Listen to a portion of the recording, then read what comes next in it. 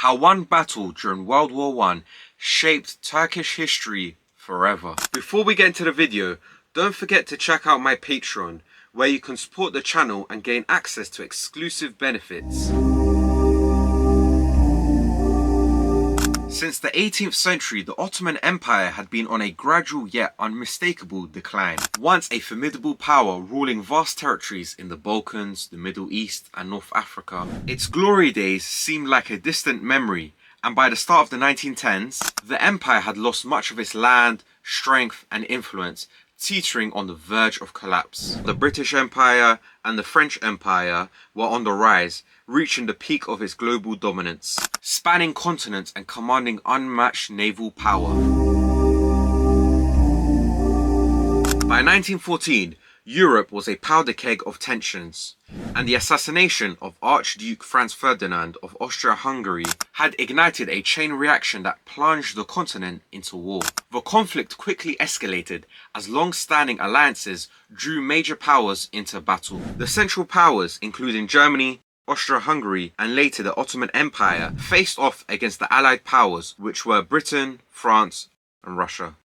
The British had initially believed that the war would be swift and inexpensive, a quick victory over the Central Powers. However, this optimism quickly faded away as the Western Front developed into a brutal stalemate, as a combined British, French and German casualties totaled just over 2 million by January 1915. This is due to the fact that the armies had not changed their battle tactics in response to the new and highly destructive weapons. As a result, this brought about massive casualties on all fronts during the war. Furthermore, on the Eastern Front, the Russian Empire was struggling. As a result, the Brits wanted to open a new front that would exert pressure on the Central Powers. They initially proposed a new joint Anglo-French amphibious assault along the Belgian coast, designed to outflank German positions on the Western Front, liberate the port of Zeebrugge and prevent Germany from using Zeebrugge and Ostenden as submarine bases. Ultimately, the British failed to convince the French to participate. The British political and military leaders then decided to focus their attention on Turkey and the possibility of military operations to seize the Dardanelles, attack Constantinople and open a line of communication to Russia.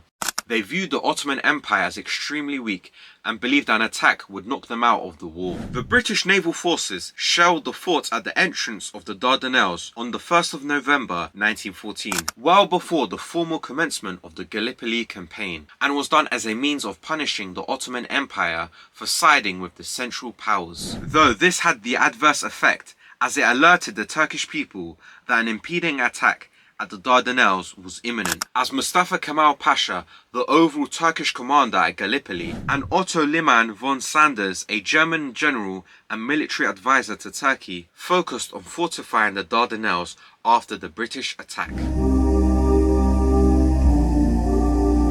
Preparing operations to invade and take the Gallipoli Peninsula with Constantinople as its objective. This was spurred on as the Russian Empire formally requested naval or military demonstration against the Turks to ease the pressure caused by the Turkish offensive in the Caucasus Mountains. The British conceived a plan that would not only open up a second front, but also achieve two key objectives: to knock Germany's ally, the Ottoman Empire, out of the war and secure a sea line of communication through the Dardanelles Strait to supply the beleaguered Russians. The British plan was a navy-only option that envisioned sending a combined British and French armada through the Dardanelles and then laying siege to the Ottoman capital, Constantinople. The Anglo-French naval force attacked the Dardanelles on the 18th of March 1915. The battle initially favoured the attackers. The naval bombardment in the days preceding the assault successfully destroyed several Turkish defensive positions at the entrance to the strait. By midday, the British fleet neutralised most of the Turkish mines at the mouth of the Dardanelles, leaving 9 more mine belts in the approach to Constantinople. The Clausewitzian concept of chance in war then emerged. The fleet approached an undetected line of 20 mines which a Turkish steamer had laid just 10 days earlier. 3 Allied warships struck mines and sank. Meanwhile, a 4th suffered severe damage and was unsavable. The assumption that the Turks would surrender on the sight of the British naval force was incorrect, and the prospect of a collapse of the Ottoman Empire by means of a naval assault alone died on March the 18th, 1915. The council charted a new course and called for landing troops in a beach-hopping campaign from the Aegean to the Sea of Marmara, eventually attacking Constantinople. However, 38 days would pass before British commanders could embark, transport, and land military forces on Gallipoli. In the interim, the enemy seized the initiative. Turkey deployed 6 divisions, some 500 German advisors, and civilian labor units in a hurried effort to strengthen Gallipoli's defenses in anticipation of the next round of fighting. The British leaders redoubled their efforts, committing nearly 500,000 Allied forces to the Gallipoli operation. Kitchener appointed General Sir Ian Hamilton as the overall commander of a combined force of British, Australian, New Zealander and French troops. Hamilton was tasked to conduct the first amphibious landing in an era of highly powered defensive weapons. This included innovations such as the machine gun and highly accurate artillery, firing a new generation of high explosives. German General Otto Liman von Sanders, commander of the Ottoman Fifth Army, anticipated the main Allied landing at Bolair, near the northeastern end of the Gallipoli Peninsula, with just over 100,000 troops organized into 6 infantry divisions and a cavalry brigade. He wisely kept a strong reserve to mass forces where needed, rather than spreading them thin along the beaches. Among these reserves was the 19th Infantry Division, led by Lieutenant Colonel Mustafa Kemal, who, with his intimate knowledge of the terrain, correctly predicted the Allies would land at Cape Helles at Cabo Tepe. Kemal was chosen as he had previous military experience in Syria,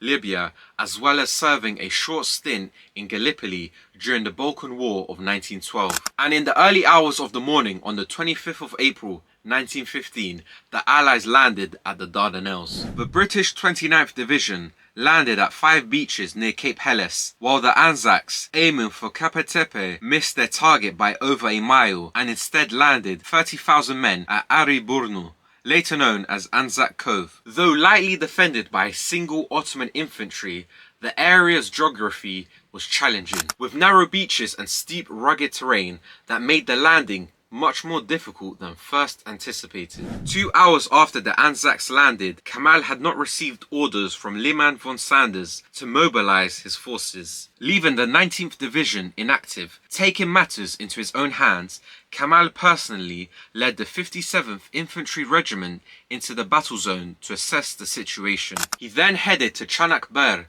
where Kemal used a tactical ruse to regroup the fleeing soldiers who had run out of ammunition, tricking the ANZACs into thinking they faced an ambush and buying them time for reinforcements. By 10:30, he launched the first counter-offensive, emphasizing the need to hold the high ground. In August 1915, the Allies planned a new assault on Suvla Bay, 5 miles north of the ANZAC Cove, aiming to capture the high ground on the Anafarta Ridge and flank Ottoman positions at the Chunuk Bair Ridge. The attack was to be coordinated with the ANZACs at Ariburnu to occupy key positions and prevent Ottoman reinforcements. However, poor leadership would prove a critical factor in the failure of the assault. On the evening of the 6th of August 1915, the Allies landed the British 10th and 11th Divisions at Suvla Bay. At the same time, the ANZACs launched a diversionary attack on the southern end of Ariburnu sector at Lone Pine, and a main assault in 2 columns towards high points in the Chunuk Bair Ridge,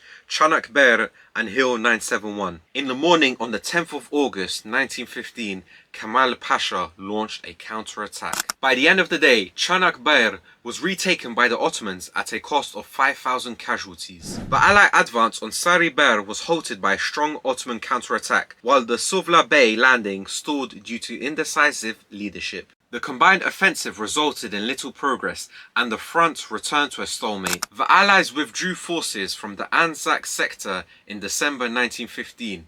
completing the evacuation by January 1916. The campaign to outflank the stalemate on the Western Front ironically began to resemble fighting in France and Belgium, although on a much smaller scale, with Hamilton committing his troops against an entrenched and forward foe at Gallipoli. Although Kitchener and Hamilton recognised that a central assumption about the Turks, that they were a second-rate fighting force that did not stand a chance against the British arms, was clearly wrong. They did not change course. In fairness to the British military commanders, a major reason for continuing the operation was due to political expediency. David Fromkin observes, Constantinople and the Dardanelles, because of their world importance for shipping, and Eastern Thrace, because it is in Europe, were positions that occupied a special status in the minds of British leaders. As Churchill further argued, the line of deep water separating Asia from Europe was a line of great significance, and we must make that line secure by every means within our power.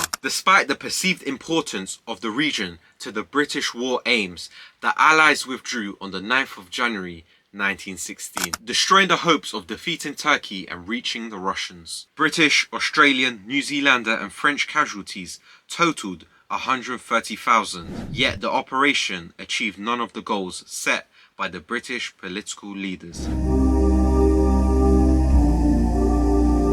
The aftermath of the Gallipoli Campaign had profound implications on the Allies as well as the Ottoman Empire. For the Allies, it was a costly failure with over 130,000 casualties and no gains. The campaign exposed the weaknesses in Allied leadership and strategy, leaving a lasting legacy, particularly in Australia and New Zealand, where it became a symbol of national identity. For the Ottomans, Gallipoli was a rare and morale-boosting victory during World War I, simply delaying the empire's decline and the elevation of key figures like Mustafa Kemal Pasha. Kemal's pivotal role during the campaign earned him widespread prestige and the title Hero of the Anafarta. His decisive leadership, particularly at Chunuk Bair, and his ability to inspire troops during critical moments cemented his reputation as a national hero. This newfound status became the foundation for his future political influence. Following the Ottoman defeat in World War I and the disintegration of the empire, Kemal leveraged his Gallipoli prestige